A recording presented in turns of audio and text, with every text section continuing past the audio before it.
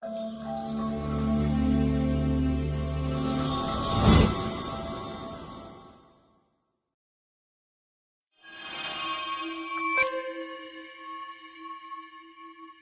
welcome to today's session, and we are super excited to have you all here with us.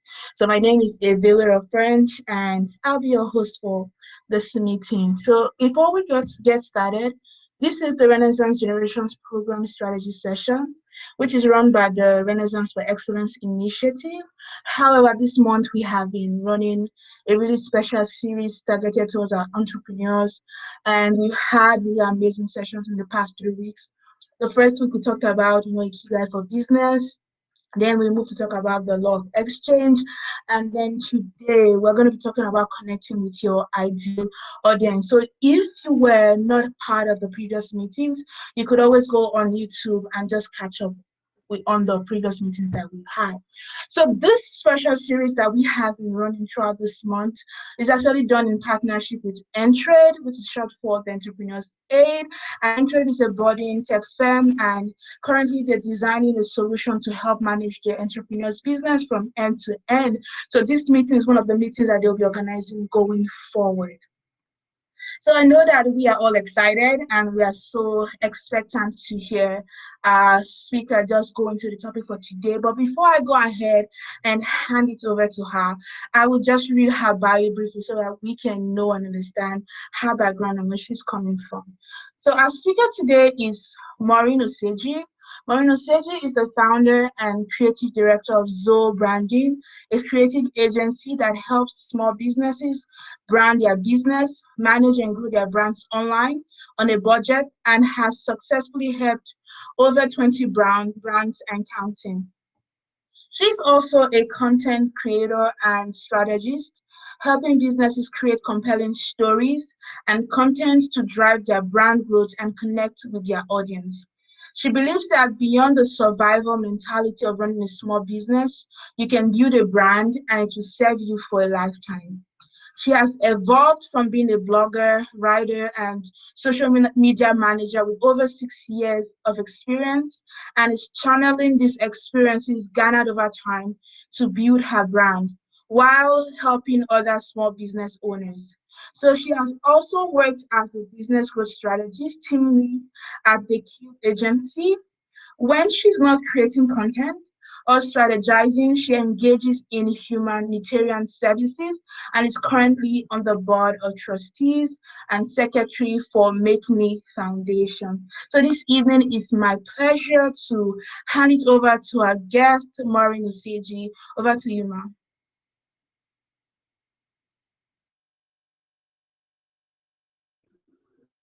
Hello everyone. Thank you so much. Thank you, everyone. Thank you, Brianna. Thank you for having me. I'm going to see like if I can do the video. Uh, mm,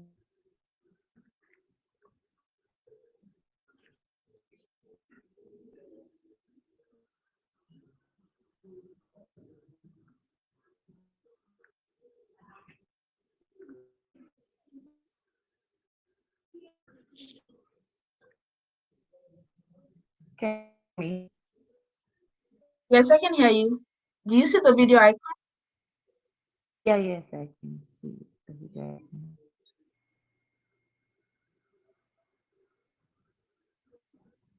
Okay,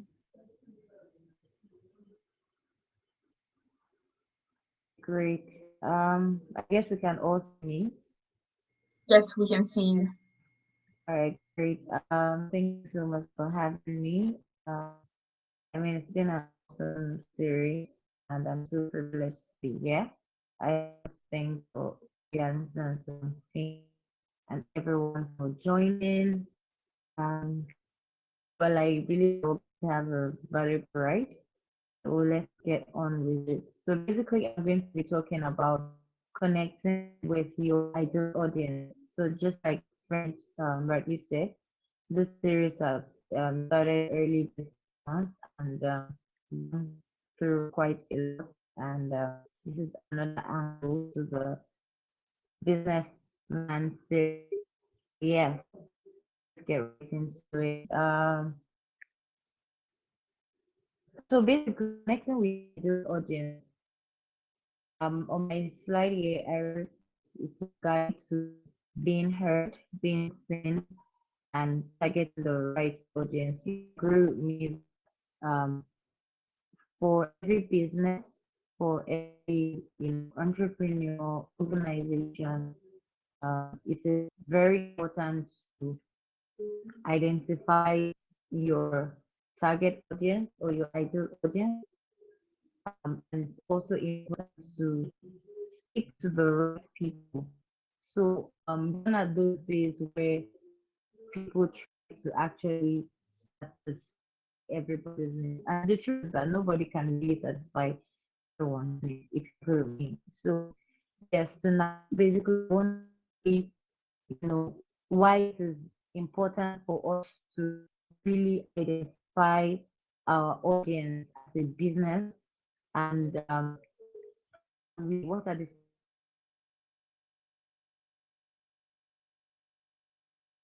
Um, your network is kind of coming on and off, so we can't hear you really well.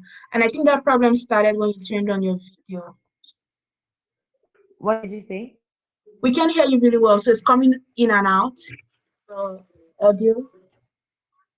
Oh, okay. Should I just switch to the audio then or something? Yes, so you can switch to audio. I'll just pull up the picture on, so I think that would be better. Oh, okay, okay, good. Thank you. All right. Okay, well, you can hear me now. Can you hear me clearly? Better now. Yes.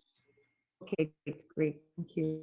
Okay, so I was saying that tonight basically what we're going to be talking about is the importance of identifying our target audience or ideal audience, and the essence is that our marketing efforts um can be streamlined, right? Like you'd agree with me that you really can't serve everyone. One of those days where businesses try to do everything to everybody. People are looking for those they can run to that can really serve their needs. And when you're all over the place, it has a way of confusing your audience. That's a way of confusing people. So they they don't you want to track business, not try as possible to be a go-to person. You want to try as much as possible to be a go-to person. And that's the stand businesses are trying to take these days, right? So who needs to have a target audience? Businesses small to big, creatives, influencers, entrepreneurs, business owners, freelancers, organizations, both NGO or for profit, whatever it is you're doing, you need to have a target audience. Are you a creative? Different aspects of creativity. You can be a writer, you can be a poet. You'd agree with me, like you cannot write all poems. If you're a blogger, you cannot speak to everybody. That you have to have a segment, and that will to speak to a certain group of people, which is your target audience, right? So this is just to say that every business, every organization, everyone needs a target audience. So why do we need to have a target audience? First of all, you cannot serve everyone, like I said, even if your product is actually a fast-moving consumer good. So, for example, it's very easy to say that, oh, into food business, these are things that are actually necessity of life and all that. Despite the fact that that is actually something that everyone consumes, right? Water is something everyone consumes. There are still categories, um, of water that is not for everyone. It's not everyone that buys bottled water. So the people that they prefer um, water in sachet because that's actually what they can afford. and there are people who, you know, anytime they will go for a bottled water. So even if fast-moving consumer goods have a segment, which is why you need to know your target audience. So for example, if you're a water bottling company, you want to know, okay, am I targeting people who like water, or people who, or the people who consume such water, right? So that would determine, actually there are lots of variables attached to that, but we're still going to go into that later on. So I'm just trying to, portray the fact that you can have everybody, no matter how important you think that product or that service you're rendering, no matter how important you think that it is, it need to have its audience. Another reason why you need to have a target audience is so that you can remain competitive. Because for small businesses, I like to address small businesses because I mean this is the area that I am actually into, right? So for small businesses to compete with big business, because take it or leave it, there are businesses, small startup, there are startup businesses that are actually competing with big business. When I say competing, not like, oh, they're trying to display them or anything. No. I mean, these businesses that they have their base, they have their market share and all of those things. But the ability for small business to also thrive in the midst of competition is is also being considered, right? So regardless of how saturated the market is, for small businesses to be able to try and thrive, for small businesses to be able to still get their own clients, right? That is competitiveness. So why do we need a target? Why do businesses need a target? So that they can remain competitive. They need to serve a defined audience, a specific group. Because when you're trying to talk to everybody, then you get lost in the midst of competition. Remember, it's saturated. Even if you're entering, probably you penetrating a market that has not been tapped into, let's assume. So as soon as you start tapping into that market, a lot of competition. So for you to continue to remain relevant, for you to continue to remain competitive, you define your audience. Another reason is to develop an effective marketing strategy, right? So, regardless of the size of your business, it is to have a marketing strategy and an effective one at that. And this is where segmentation comes into play. So I was talking about how that you can have a market for sachet water, but you can also have a market for table water. And we also even have vitamin. And this is mainly consumable goods or essential of life that like absolutely no one can do without drinking water, right? But we also have people who would prefer to buy CA because probably they have a dispenser, water dispenser at home. Yeah, there's some people prefer to buy sachet water because they don't have a dispenser, they don't probably have the purchasing power to get bottled water. And then people who are in the middle that will get a bottled water. You see, to have an effective marketing strategy with where segmentation comes into play, you need to have a target audience. Another reason is so that you can streamline marketing efforts. Now, by the time you develop an effective marketing strategy, segmenting your market, it will start your marketing effort. Because when you're trying to talk to everybody, it is more, number one, expensive, it is more time consuming, and then because imagine you're trying to like in a or in a let's say 1 million people. You're trying to serve this 1 million people. All the processes, all your promotions, your marketing effort and activities, your packaging, everything, you want to use it to target this 1 million people. Whereas if probably that 1 million, identify those that really those that you really want to serve, that you know that you can actually meet their needs and speak to them directly.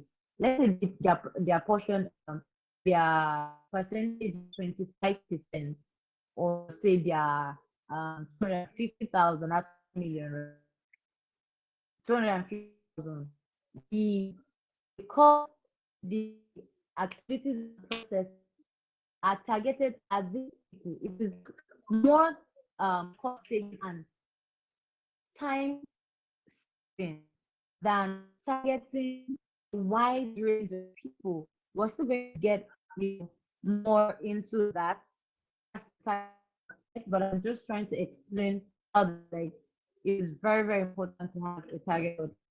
Now, another reason is for effectiveness, so that your marketing effort can be effective. So the resources that you utilize for, say, a 1 million full audience, when you streamline to uh, an audience of 250, an audience of 100, that way it is more effective. That way it is more, that way it's more targeted. That way you can measure the return, right? You can measure the ROI, and time saving is cost saving.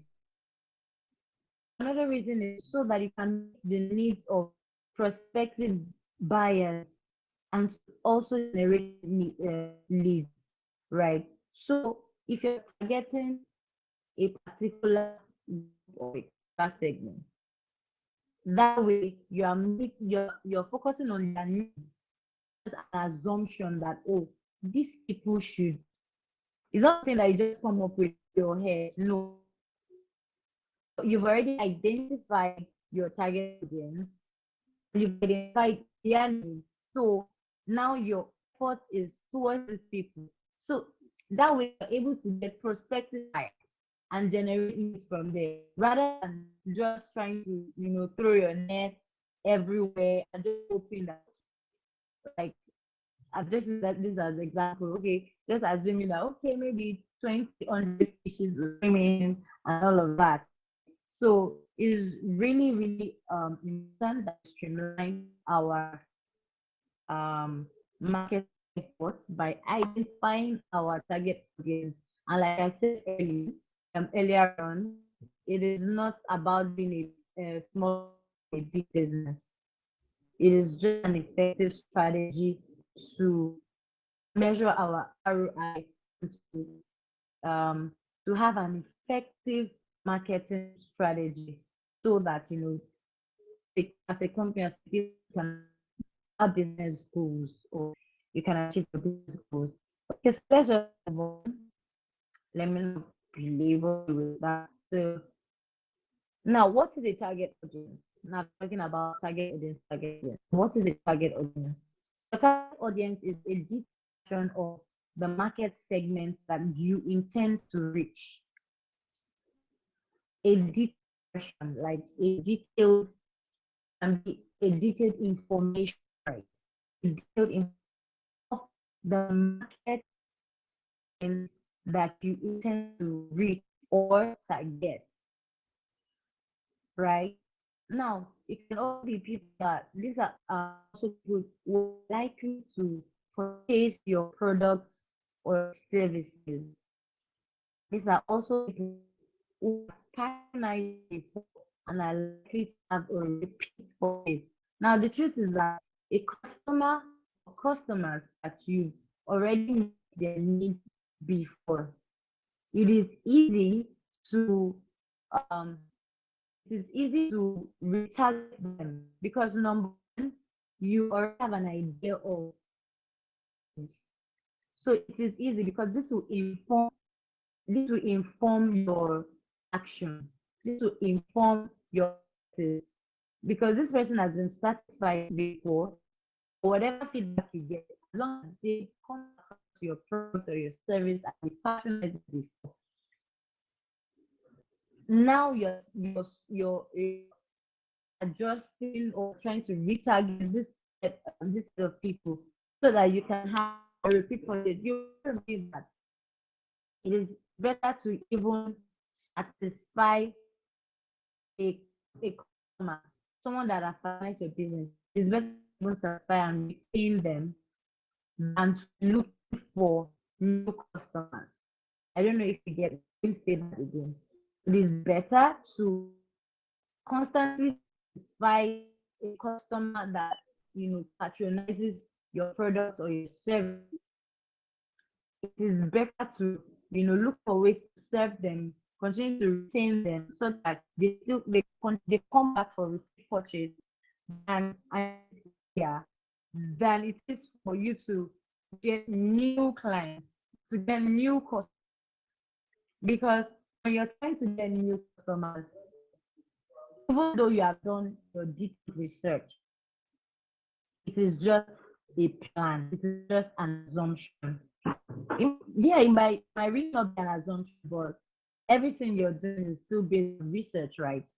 So it's still like throwing your net into the river that you want to catch fishes, right?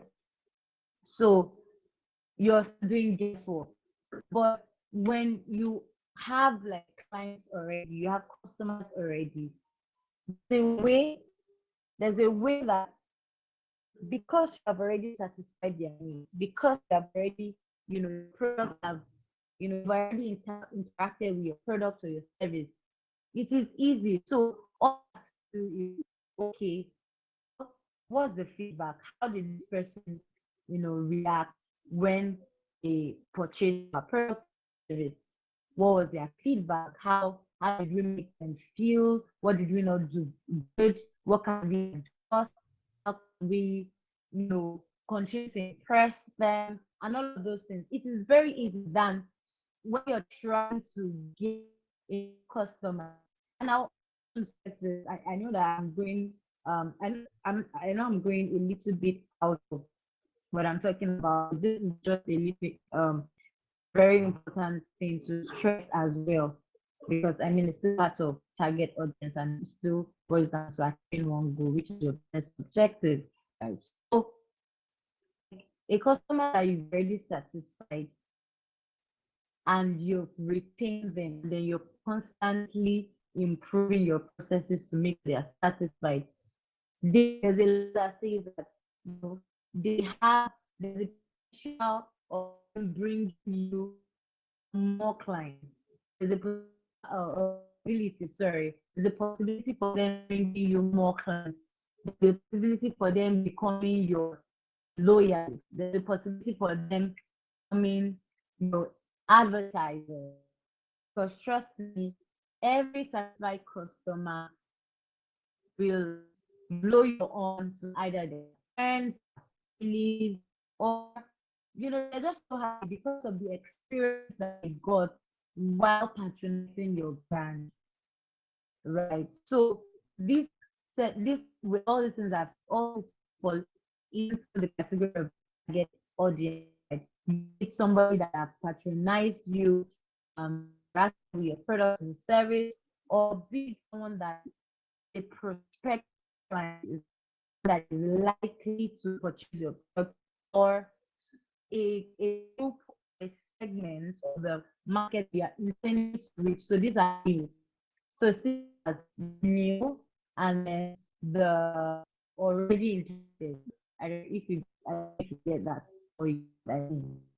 Right. So this is your audience. The reason I'm saying this is because I don't want you to see get audience as just those that are new that you're trying to get. So what people that actually interacted with your products or your service or business, even interacted with you personally as as a personal brand.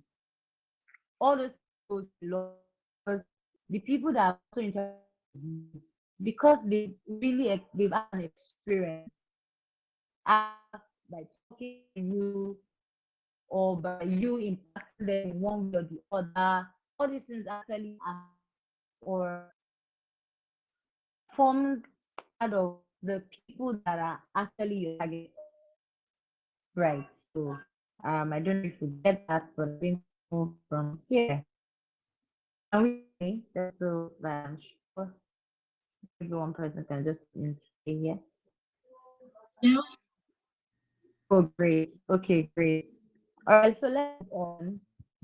Like, look at three aspects or target audience because we really can't talk about connecting with your target if you really don't know who they are. So it's not just assuming, not the assumption of, oh, I think this is who my target are. No, there are a lot of functionality that go into it, there are a lot of strategies that go into it, questionings and all, and draftings and all of that. So I want us to look at three core aspects of target audience. So the first one is target market, and it's very important that we understand three core terms. The first one is target market. Target market is like rural market, was or going to the river, into the river things to catch fish, right? So that's like the target audience. It's a broad market, right? The fact that it's a broad market does not mean that you know to the swimming pool to throw your net. No, you go to the river because you know that you catch fish there. So target market is the same thing. It's a broad market. You're going to the river, right? You want to catch fish. Now a group of people the business wants to reach through branding and marketing. These are people you say, okay, this business is it a business, is it a fashion brand, where it is it an organization that is developed for entrepreneurs like Untitled, um what I mean. So these are people that decided your business wants to reach through your branding, through your marketing activity.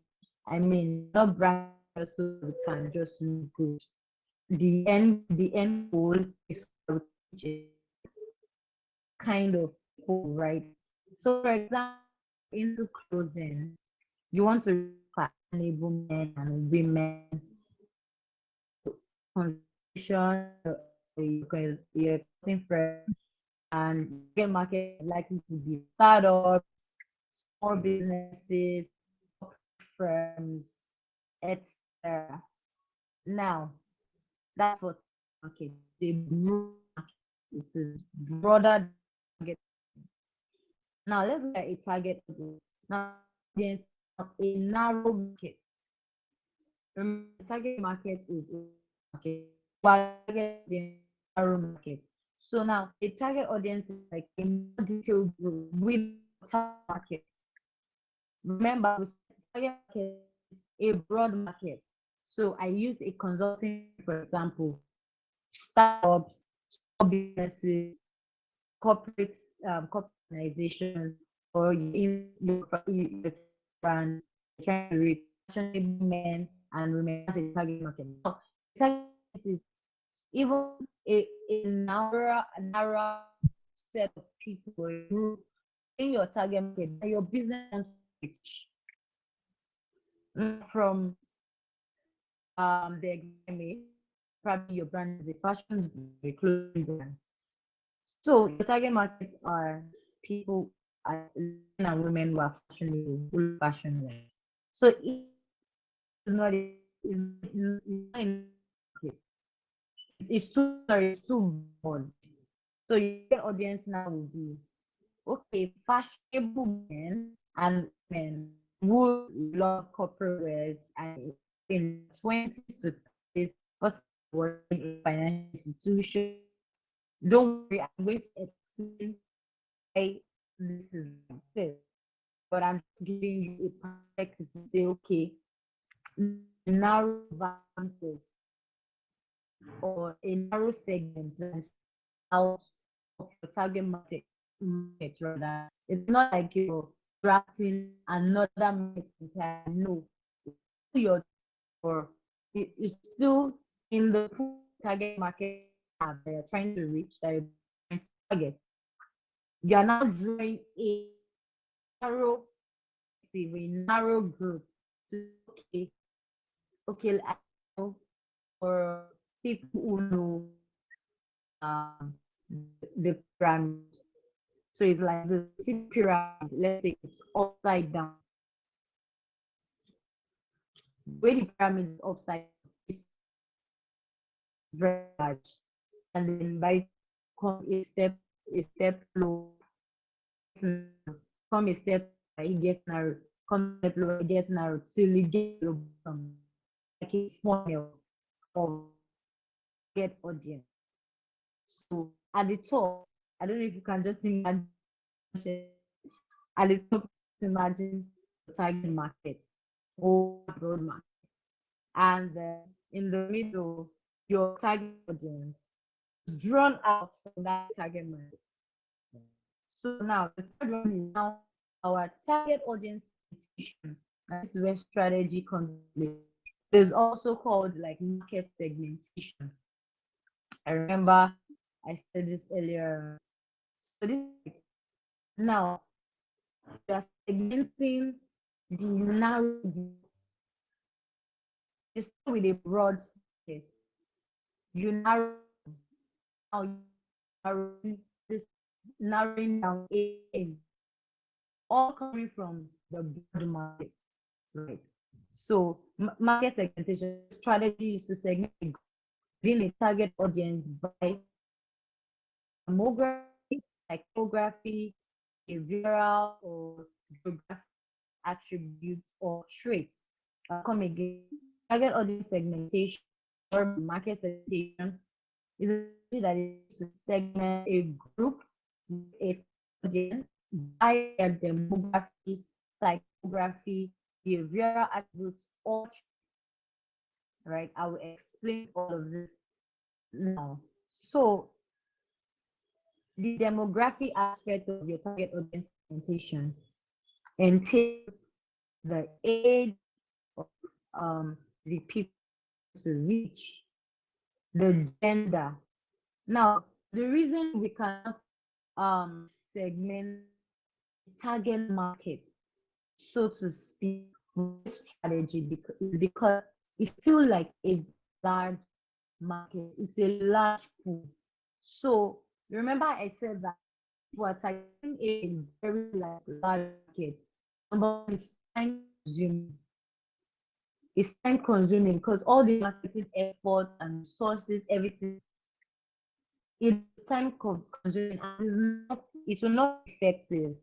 But because we're now taking a narrow perspective, a narrow approach, we can now spend on these variables that I'm explaining now. So now that we have smaller groups out of the target audience, I hope we can hear me.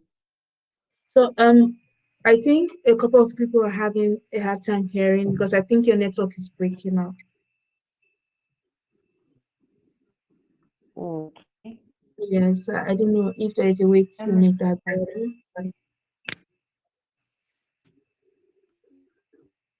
how about, let me ask.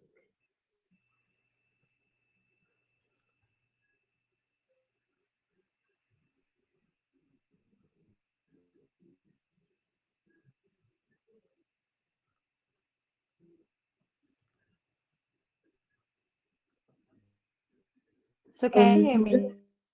okay, I hear you now. Okay. All right. So I was talking about like the demography or target segmentation. This is like the approach to streamline our marketing through the segmentation strategy. These are actually variables was segmenting market, the narrow market, this, you know, variables, identifying the variables, the people or the market that we're trying to demography. The first thing is the age. Now you want to segment narrow market by their gender. So for example, oh, people in their 20s, people in their 30s, people in their 40s. I don't want to know how very amazing your brand is. That I don't know. I stand to be corrected, but to cater for people of all segments, even if you're going to have like your organization is looking for people at different same or same or all ages rather, to be that you're having different products, different offerings for these different markets. Do you know what I'm saying? Because what will appeal to a 20-something year lady necessarily not appeal to a 30 or 40-something-year-old lady, right? So these are the reasons for segmentation of our target audience. So variety based on age, based on gender, right? Male, female, or persons, location. You agree with me that I mean everywhere there are people in certain localities, their mindsets are different, their orientations are different, even people in different countries and all those things. Now, another thing is occupation, because the occupation will determine people's occupation and income will determine people's purchasing power. So you want to divide the market based on that. Life stages, education. So for example, life stages, people are targeting, are they those at their early 20s or late 20s? For someone in late 20s, they get preparing to get married, their their their approach be changed, mindset towards spending begins to change. All these things are very important. Another thing is education. So the way that people's exposure and education will also inform their buying or their spending, what they, how they react to how they react to things and all the things. For someone that is probably exposed to, someone that is educated, exposed to lots of technologies and all of that, you can compare person's decision or buying decision or reaction to brands and reaction to products to someone who is not used to technology. Right? We are coming from two different places. So religion, ethnicity, all this also they actually influence buying behavior. So if we're targeting or if we're speaking to an audience, also to ensure that the audience and consumers that we have, they are well. So if you are speaking to a well-informed audience, then we also must also have strategies in place, right? So let's move on because of time. So the demographic segmentation can be by family. So for segmenting the market by family for brands that are into products like cereals, baby wear, you will know that you want to target your families, right? So if you're segmenting based on location, based on gender, you know that what appeals to men is different appeals to women, you know, whatever communication, marketing communication or advertising you're running to them are targeted based on the research that you send this. So I don't want to label too much. Let's go to the psychography aspect of the target audience. What this entails basically is, can we hear me? Can you hear me? Oh wow. It's still breaking up, but most people still can't hear you very well. Okay, let me see. I can. I think it has to do with network, actually.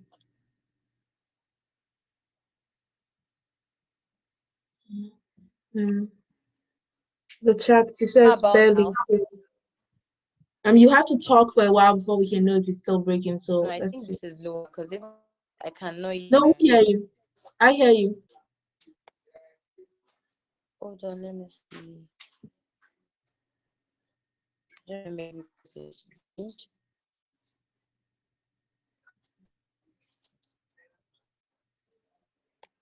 Can you hear me now? Okay, I hear you now. But like I said, you have to talk for a Please, while for us to know if it's can you still hold breaking on? up. I'm trying to connect. Hmm. Okay, how about now? I think you know. Please, I'm sorry about the network. I guess because it's wind or something. Network. Yeah. I hope you can hear me now. Small, okay, small. Oh, Chisholm is complaining about breaking up. Okay, someone check hear me. Okay, guys, can you hear me now? Yes. Okay, great. All right, so I was talking about the photography aspect of the target audience. I said this entails like the personality of the target audience, the personality of who you are trying to reach. What are their personalities? What are their values? What are their attitudes, their lifestyles, their interests? What motivates them?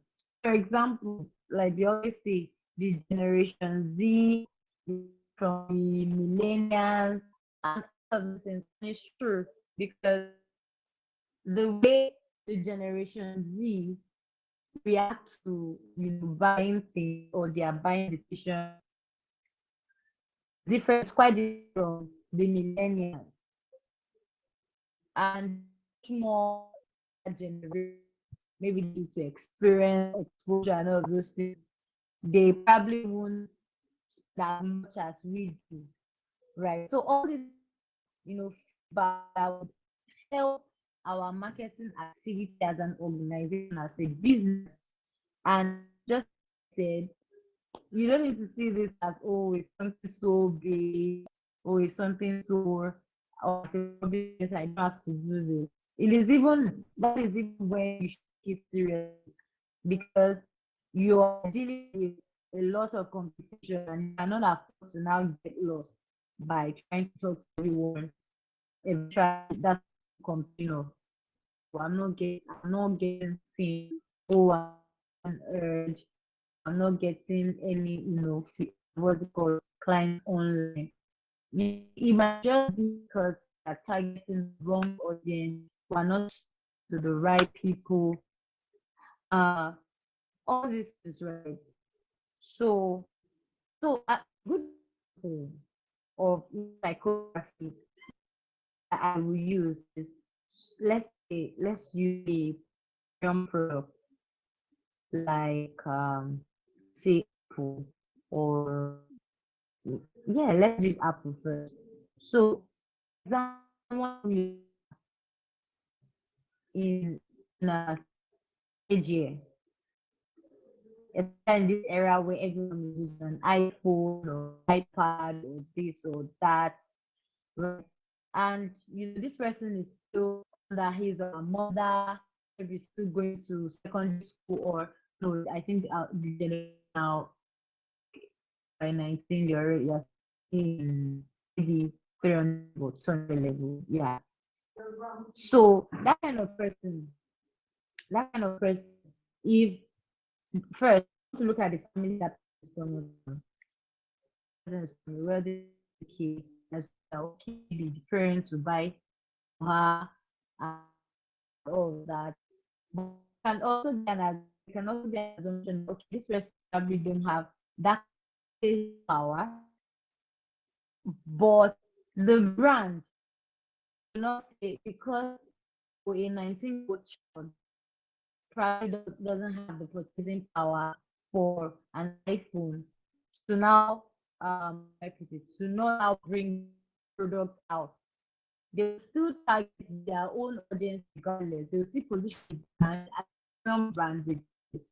But what we now see eventually is that the more innovation, new innovation they bring out, we see that their old brands, the old products tend to meet the needs of people that are actually in the lower class. How do I mean? So, for example, they bring out an iPhone 16, iPhone 11 Pro Max, iPhone 12, the iPhone 6 is cheaper, is lesser than the new iPhone. People in the lower class or people that are unable to afford those premiums, they will be able to purchase that one, right? But it doesn't change the fact that the brand is well positioned as a premium and they're targeting premium audience, people that can actually purchase because even before they drop it, all the hype and people are already getting their money right. So you understand what I'm saying? Like, so the psychographical, so brands actually position themselves or businesses actually position themselves depending on the segment of their audience. They can use psychographic variables to say, okay, these are the attitudes or these are the personalities, these are the interests and values of people that we're targeting. A premium and we're positioning our brand as premium and we're not changing, we're not going to target everybody, right?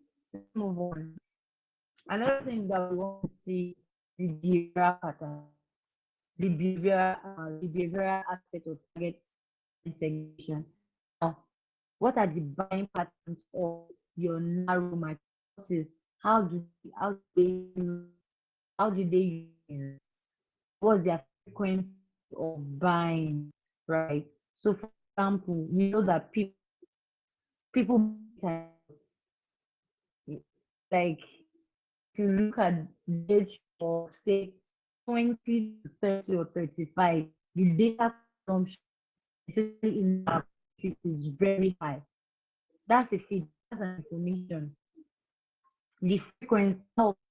So for someone who stays online most of the time, a General Z is always online. For someone who stays online, you know that they would validate a lot, right? That's an information take back to your market activity, your market processes and strategy, right? Another thing is their purchasing behavior, purchasing power, and all these things, right? So, then the geographical, we're talking about, the location, country, city, all these things are very important. So if you are getting a country like Nigeria, and in Nigeria, we have people that are in the mainland, people that are in the islands, different mentality, different power, different level of income, different, employment, different. So just look at this very that I mentioned. We'll be able to draw this next that I'm about to talk about, which is your buyer persona. But before I go to buyer persona, I highlighted some very important questions that we can ask that will guide our target organization. For example, questions like now, what is the age bracket of the target audience I'm trying to reach? This gives you an idea of the life stage that they are at. I know before this is more like a practical approach.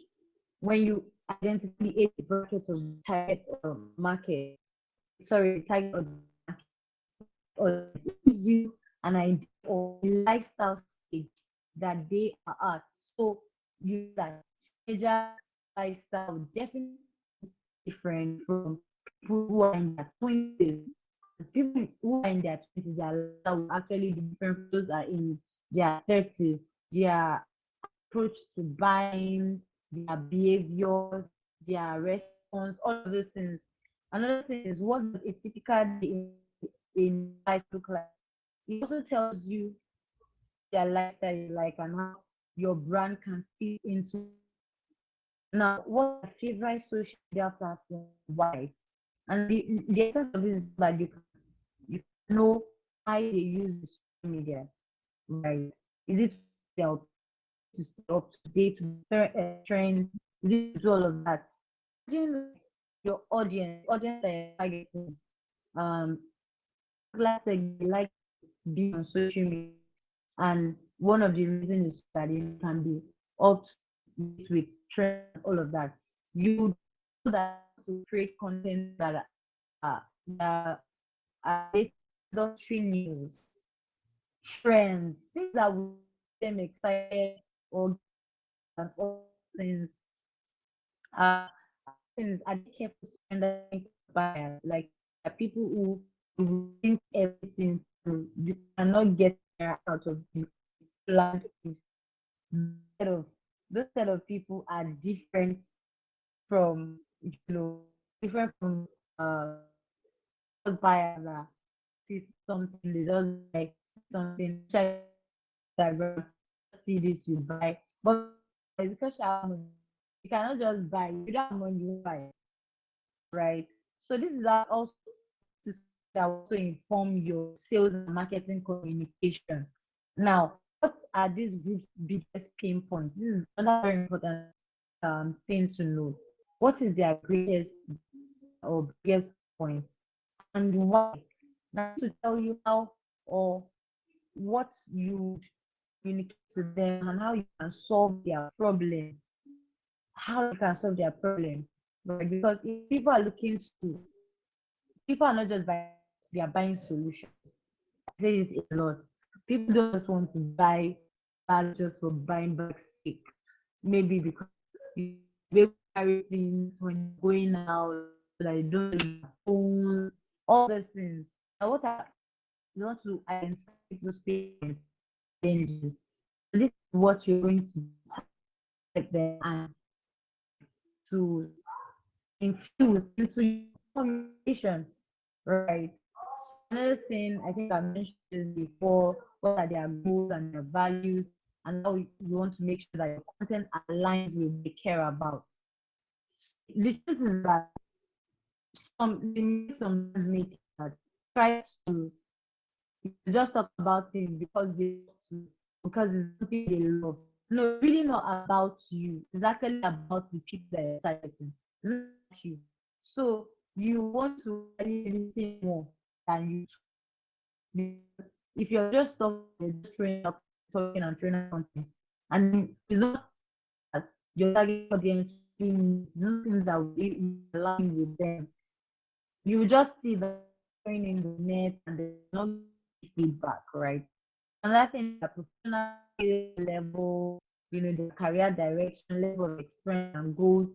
These are actually the things that will, like I said, will be part of how you talk, how you communicate, your marketing communication. I haven't said now let's identify I'm out of time, but let me quickly identify take this. First finding your target audience. Now the reason I took my time this target audience is because I can't just talk about connecting with your target audience if you really don't understand the different internal work that goes into identifying target audience. Right. So I decided to define your audience. So the first is you need to think broadly. So this is just like some all the things that I've been all the things I've been saying. So the step one is you think broadly. For example, my target audience is small business owners. Oh, my target audience is big business owners. My target audience is not-for-profit organization. Oh, my target audience is NGOs. Oh, my target audience is children, blah blah blah. So two now, after you thought like broadly, second you want to think narrowly. Oh, target audience now is female-owned small business uh, with less than 100 employees operating in Nigeria or the Nigerian UK or in the Nigeria or UK industry. Obviously, that sounds narrow. That sounds more targeted than, oh, my target audience is small business. Oh, now you're seeing male-owned small businesses or medium businesses with less than 50 employees or 10 employees, depends on what your brand is positioned for, you're trying to position your brand for. In the UK tech industry, whatever it is more targeted that, and then it is those people that will come to you, because especially when you now constantly communicated what you're offering or what you stand for. That's what people see. And then people, because you're the go-to person for them. Another thing is, the three is now want to research and create a table that lists their most important demographic, behavioral, psychographic, and graphical, traits. I've mentioned all this before. So this is just like a breakdown, it's just a summary. And then the last thing you want to do is to create a buyer persona that uses insight that you've gotten from your target audience summary. I'll take it again. The first is to think broadly, that is, you're talking about, let's, for example, small business owners, target audience. The second thing, you want to think narrowly. So I'm targeting not small business owners, female-owned small business owners, less than 100 employees that are operating in the Nigerian industry. And then the third thing is, you want to research a table that lists their most important market and target segmentation, which is demography, behavioral, psychography, and geographical traits. And then the fourth thing, to a buyer person that uses, like, that you've gotten from your target audience summary. What am I saying with all this, like, plenty English I'm saying? So you've already identified this person is in her 20s and she loves to be on social media. What social media? These are interests. This kind of sites she visits. These are things that motivate. Maybe she listens to, pop, all those things. And so these are the things that you pick. You don't have to pick so much. It's just to give you an idea of how to get them. Now, the last thing is the create persona. So now quickly I'll just mention the buyer persona so that I can just run out of here. So a buyer persona basically is you having detailed information. So for example, when we started, um and say, okay, my name is Maureen, and these are the things that she has done, blah blah blah. It's the same thing. Just so if that person is like you creating an individual, an imaginary individual on all this research that I've created, all this information or something. And this is so to now focus on reaching this person, talking to this person, all through your channels, whatever you're doing, all your marketing effort, everything. You're going to be talking as if you're talking to this person, right? So, example, now I can have different buyer persona for different segments. So, for example, this person's name is, say, French, or she's 28, or she's 5. What's that gender? So, what's that income level? Say $5,000. Where's that location? Say she's in what country? Say she's in Nigeria. What's her family situation? Or is she married or not? Or is she single? What's the annual income? Oh, a year. Likely, I mean, if our income level is say $5,000 in a month, that means in a year, this is the amount that she'll be making. Education, or she's in school, or she's not done, or she's running a master's. Do you get? So these are buyer persona.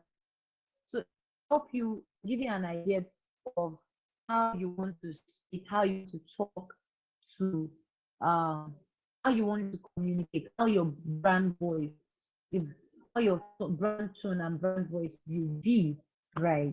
So you want to look at the professional role of that person, also their challenges, the challenges of that person. So you already identify all those information like the psychography, demography, and all those things. Now the challenges maybe currently she's trying to start a business. Remember, I use consultation friend as an example from the beginning.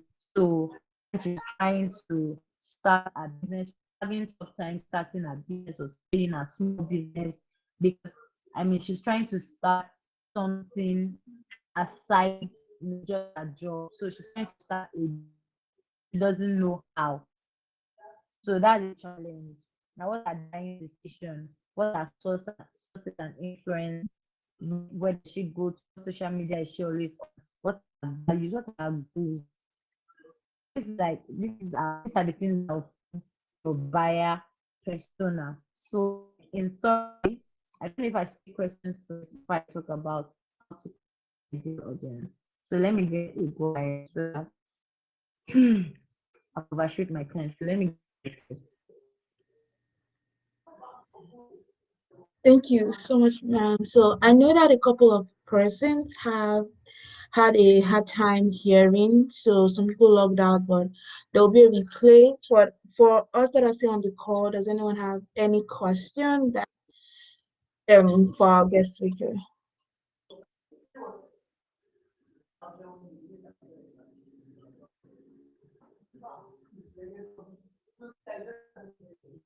Questions, comments?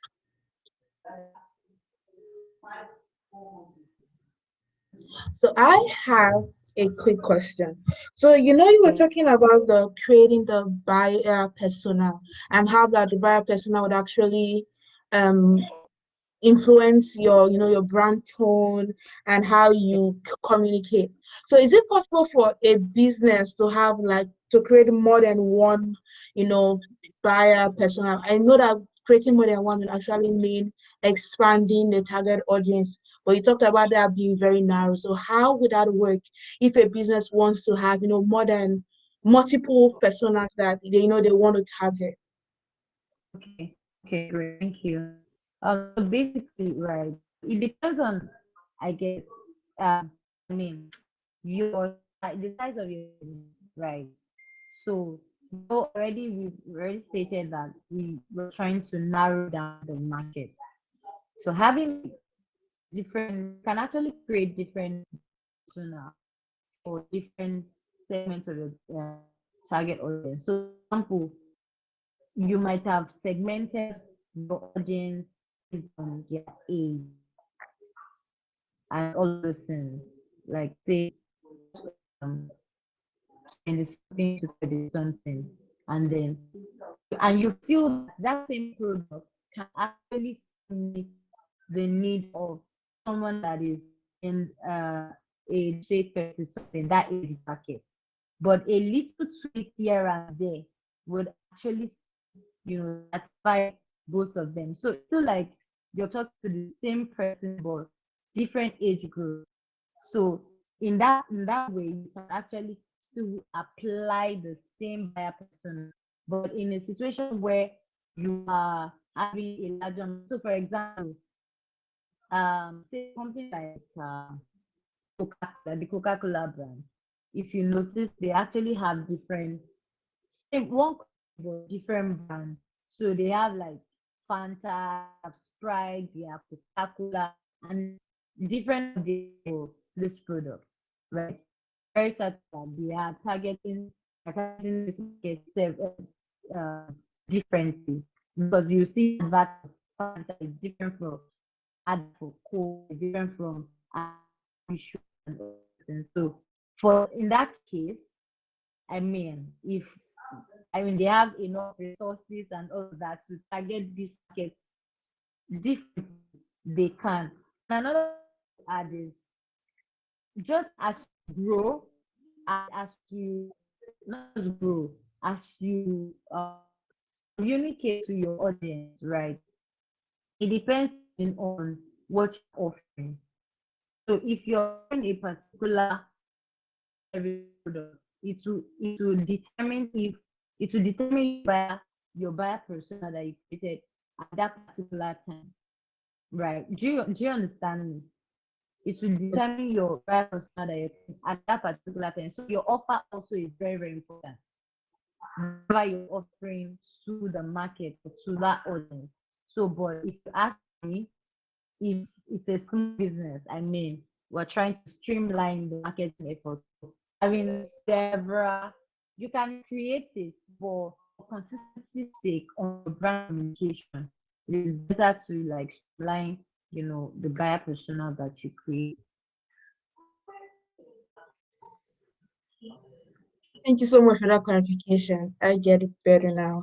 And just in line with what you were sharing, when you gave them example of Coke, those are big brands. And John has a question. He says, "How do I build loyalty, especially when swimming against bigger brands?" Okay. Okay, so how does a small business build loyalty? So first of all, as a small business, having competition in mind. It's like a question. You have the awareness of competition, but at the same time you are trying as much as possible not to focus much on the competition. Those are two things that I just mentioned. Having your competition aware, but at the same time you're not trying to beat the competition. So the thing you need to do to build loyalty is actually to identify your unique as a small brand, because the truth is big businesses have actually identified what makes them unique, and over time they've been able to build brand loyalty, brand equity.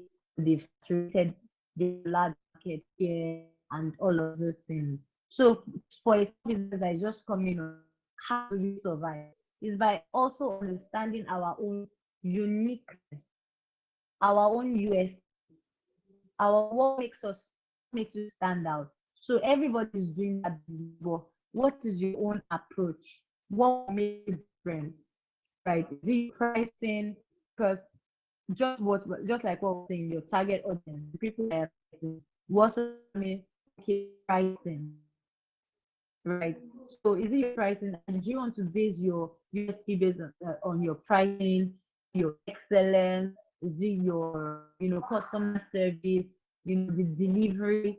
So for example, a small business that you're still trying to build out and you're still trying to build your client base, you want to do as much as possible to, just like I said earlier, to ensure that your customers are actually satisfied beyond how much that you're being paid. I know that yes, business is there to make profit, but at the same time, sometimes it might be that extra mile that you go for that person, that client, that will stand out. And by the time the person is talking to another person about your, oh no, this person actually um she might not be big, or it might not be big, the business, but no, the person will actually deliver excellent for you. The person will pay attention to you. So you look at this little in your processes, you want to look at these little things in your pricing, what what I'm saying in summary is that what is your US? What makes you unique? What do you want to do differently in your own process that that was doing basically. Thank you so much, ma'am. Thank you for that. Is there any other question before we move on? Any question? I quickly add to the loyalty because since I didn't All right. touch on the connecting with your ideal audience. So another thing I want to talk about is also, how you communicate to your target audience, how you're able to touch their emotions, how you're able to relate with them, like a real human, right? Not trying to sound, so formal and all of those things, like personality and all of those things. Those are also ways to build loyalty, and you know, and you um consistently sticking to what you promise. Another way to build loyalty. Remember, I said that a customer that is satisfied, you getting someone who has actually been satisfied, trying to make them say you repeat purchase from your brand is actually easy than you trying to get a new client. So that way you want to take your customers or your clients seriously.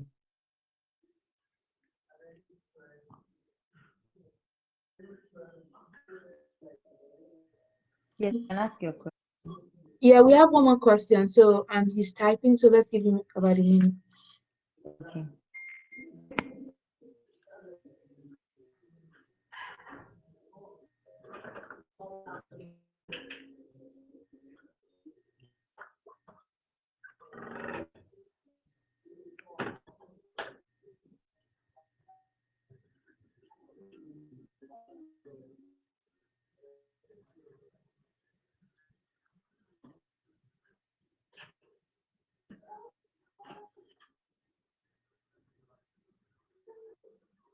Okay, so the question is that are there indexes to know when your customer still patronizes you, but you are losing their loyalty? Hmm. Well, to me, I would say that I think I don't know, this is just an assumption. How do you know that someone is actually losing their loyalty is actually through their actions, right? Actually through their actions. So, for example, that is why it's really, really important, especially the small business, to really follow up on our clients. It's very, very important to get feedbacks. It's very, very important. And like I said, to connect with, your audience. So how do we know if someone is still patronizing or we've actually lost them? I think with their interaction with the brand, we know, number one. And then maybe their frequency of purchase. So for example, someone that used to be really hyped up about your brand, and then you just get to see that this person just tried. Uh, Maybe the frequency begins to drop. Probably before they used to buy. I remember MTN. Yes, of late MTN started following up for me. Maybe they've noticed that, oh, I used to buy large data and then it dropped. They start calling me to ask me that, okay, do I know that they actually have a package where if I buy like 1,000 naira, I'll get this bonus. So I'm sure if you literally me closely, see that, oh, this person used to buy data, all of a sudden this person has maybe changed and the person is not really subscribing like that. So that's one, and that's a telecom. So let us say, yeah, I would say frequency, I would say reactions and interactions, and it's very important that as a business, especially that is still trying to build, loyalty for your brand, it's good to really go after your audience, after your customers, especially the ones that have interacted with your brand before, so that you know if they're really, really satisfied.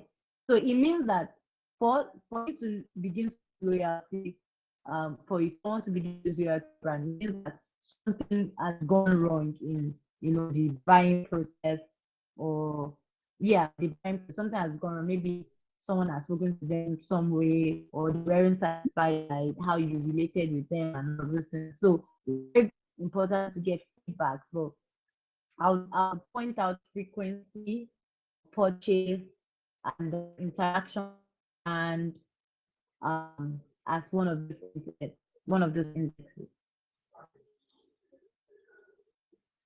Okay, thank you so much for that answer. Is there any other are there any other questions?